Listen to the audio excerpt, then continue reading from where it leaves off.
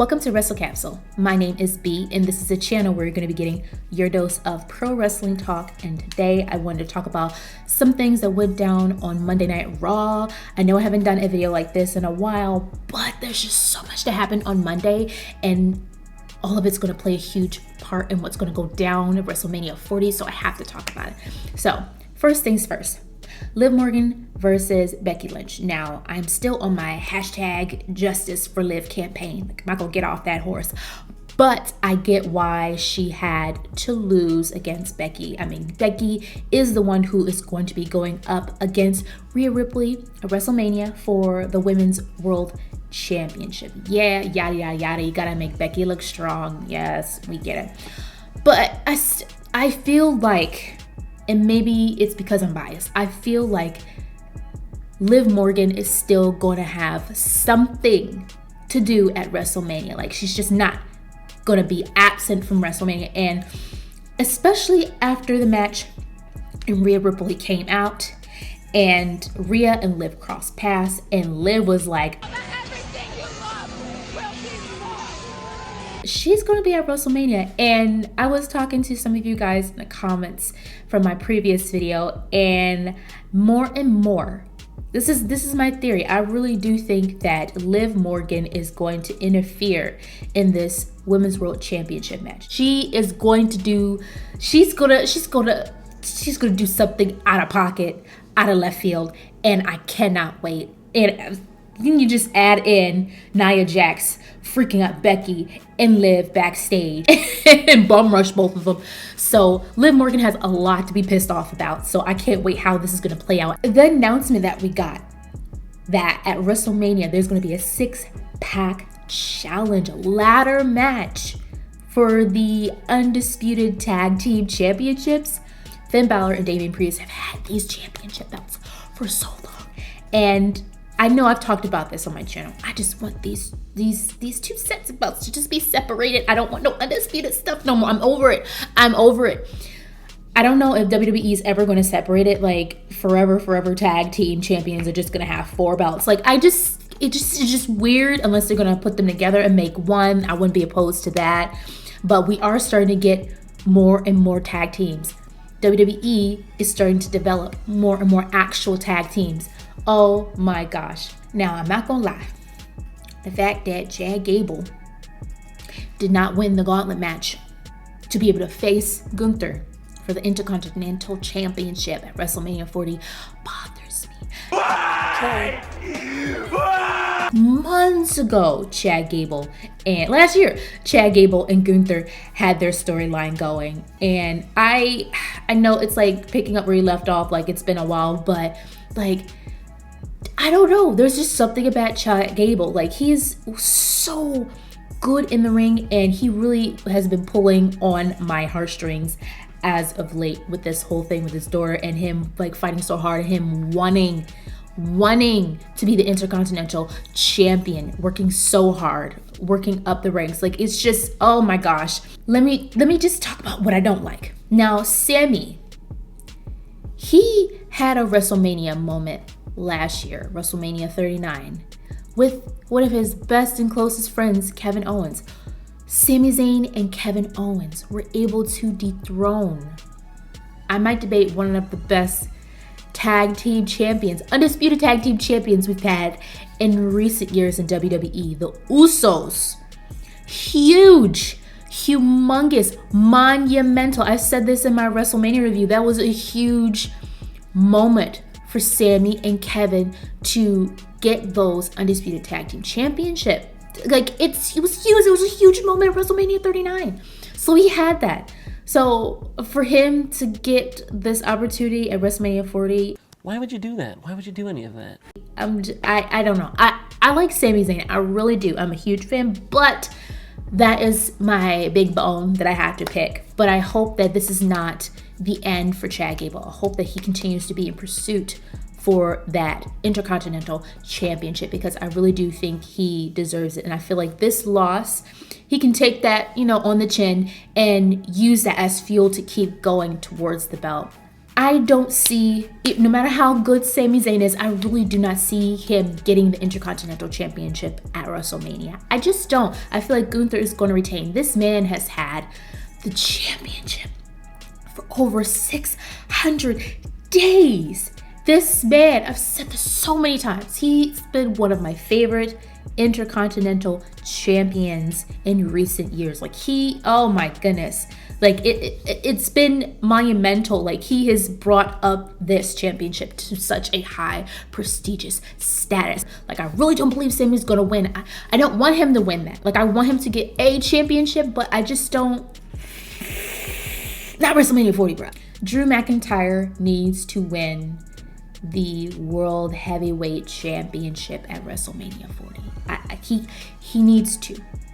Now, I gotta say this. Now, while I do want him to win the World Heavyweight Championship, and I do believe he's going to at WrestleMania 40, I'm not saying he gonna keep it because, I mean, let us not forget, Damian Priest is still Senior Money in the Bank. He's still been holding on to this briefcase. He's holding on to it for dear life. Like, this man has had this joint for forever, for almost a year now. And, like, he's had his unsuccessful, like he's had his like so close I'm going to cash in, and something has always happened. I feel like WrestleMania is going to be the event where this man cashes in, and I feel like he's going to get it. I really do think Damian Priest is going to cash in on Drew McIntyre and get that championship.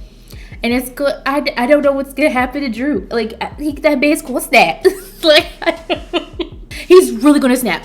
But this just makes for a really good storyline. Like, Damian Priest has been like luring in the back this whole time. Just like he's been enjoying, his tag team championship reign with his road dog, Finn Balor. But like he's still got that Senior Money. He's still got that Money in the Bank briefcase. So I feel like it's going to be a showdown. We got to talk about Candace LeRae. We need to talk about Candace LeRae. Okay. So that tag team match, right? It happened. There's been a lot of stuff going on with Maxxine Dupri, especially with, the WWE live show, people booing her, being, wrestling fans. And I was noticing in her match, it was very short-lived, in her match, I'm seeing some improvements. And I gotta give her kudos. Like, she's trying to put in the work to get better because she's not good, but she's trying to get better. And I see it and I respect that. And I'm happy about it because it shows that Maxxine Dupri wants to, she doesn't want to be just a jobber. She doesn't want to be just that person that comes out, gets freaked up and goes. Like, she doesn't want to be just a valet. She wants to be a wrestler. She wants to be a competitor. And I saw a lot of intensity from her on Monday. And I'm just like, okay, boo, let's go. Keep going, get better. Keep going, get better. But I see it. But back to Candace LeRae. We're seeing a heel Candace. Now, I will say this. I will take a heel Candace over a fairy dust sprinkle on your pillow at night Candace any day.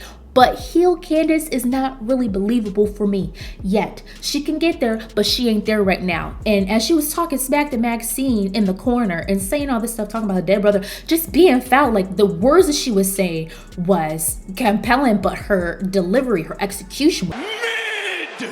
Sell it, sister. Candace, come on, girl. Come on. So, and I also saw that Indy Hartwell was kind of confused. She was just like, Candace, that's not how we roll. Like, what is you doing? So I'm wondering if WWE is building up for Candace LeRae and Indy Hartwell to break up. Are we going to get an Andrade joining Judgment Day? What's going on with that? I mean, Andrade and Dominic Mysterio are cool beans right now.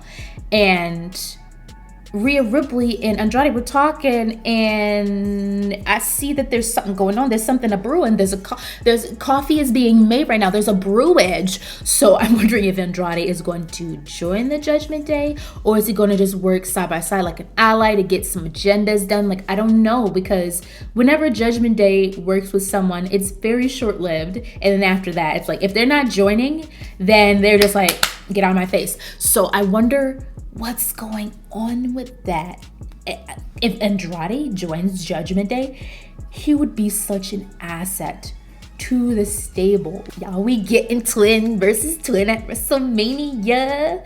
Brother versus brother. I've been waiting for this. I've been talking about this. Oh my gosh. We all know Jimmy's going to accept it. Like, let's be real. But duh. Like, come on. We saw what happened at Royal Rumble.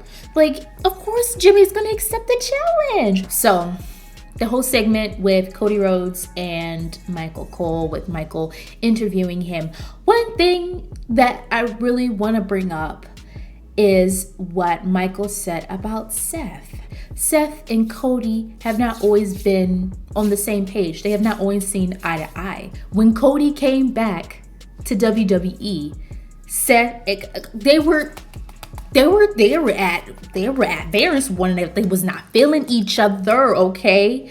Like, there's a lot of stuff that happened between these two men. And for them to actually be on the same page now for a common cause to take down the bloodline, take down Roman, take down The Rock, like, this is huge. But with Michael Cole coming out his face and being like, can Seth freaking Rollins really be trusted? So left field.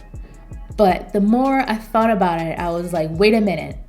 WWE is planting a seed. They're planting a seed, and they will watch that sucker grow until April 6th and 7th when it blooms. I'm wondering if Seth is going to try to capitalize. I wonder what Seth is going to do. Is he going to turn his back on Cody? Is he going to try to go after Roman Reigns for himself? Like, is he going to be the one to take down the tribal chief? Like, there's just so many possibilities now. There's just so many thoughts that are running through my mind from that segment on Monday. Like, what is going to happen? What is Seth going to do? Like, think about it, because Seth freaking Rollins is going to be having his World Heavyweight Championship match on night 2. But night 1, he's in that tag team match, teaming up with Cody Rhodes against, Diarrhea Dwayne and Roman Reigns. That rhymed. Based off of what happens in that night 1 tag team match is really going to determine what happens for that undisputed WWE Universal Championship match on night 2. I don't know. And if Seth really does turn on Cody and do his own thing and try to take out Roman himself, like, is there going to be a Seth versus Cody? Are they going to go right back to being enemies? Like, I don't know. I see something, and I want to know if you guys see it too. So guys, let me know what you thought about Monday Night Raw and all the stuff that I talked about in this video. Don't forget to like, comment, and subscribe for more episodes. Thank you so much for watching. Signing off. Bye.